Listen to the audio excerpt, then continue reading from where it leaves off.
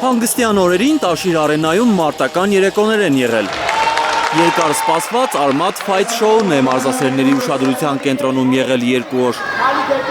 Ապրիլի 18-ին և 19-ին արտասահմանցի մարզիկներ են ժամանել Երևան մրցելու։ 4-5 раз в год. Տարվա ընթացքում 4-5 անգամ Հայաստանում պետք է այսպիսի մրցաշար կազմակերպենք։ Чтобы максимально популяризировать. Մեր առաջ խնդիր ենք դրել ոչ միայն Երևանում անցկացնել մրցումները, այլև մարզերում, որպեսզի մաքսիմալ հանրայնացնենք մարզաձևը։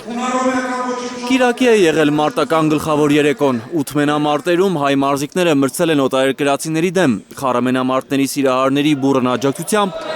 Ռիոյի օլիմպիական խաղերի արծաթե մեդալակիր հունահռոմեական ոճի ըմբիշ Միրհան Հարությունյանն է երկրորդ ռաունդում տեխնիկական նոկաուտով առավելության հասել Ռուսաստանը ներկայացնող Մագոմեդ Ռասուլ Հասանովի նկատմամբ։ Նորեկներ են նաև դուրս եկել օկտագոն, որ մենամարտում պատվով հանդես գան, շաբաթներով մարզվել են Լայնհարթ մարտական ակումբում։ Այսօրվա տուրնիրը ամեն տուրնիրից տարբերվում է նրանով, որ այսօր լյուբիցել երեխեք տղեկ կան, որ հələ պրոֆեսիոնալ չեն կպել, այդ իրաց լյուբիցել մրցումի ֆինալն էլ է, ֆինալը արդեն պրոֆեսիոնալ ռինգում են անցկացնել պրոֆեսիոնալների հետ, ու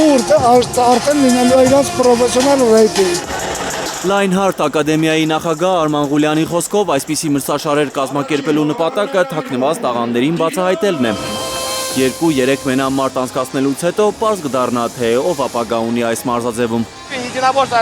Հայաստանում այս մարտարվեստը պետք է հասնի այն մակարդակին, որ Արման Ծառուկյանի և Էդուարդ Վարդանյանի նման մարզիկները ապրեն և մարզվեն Հայաստանում, և մենք այդ մակարդակին հասնելու համար ամեն ինչ անում ենք։ Հայաստանում առաջին անգամ է այսպիսի խոշոր մրցաշար անցկացվել։ Կազմակերպիչները խոստանում են, հաջորդ խոշոր երեկոյին երկար չենք սպասի։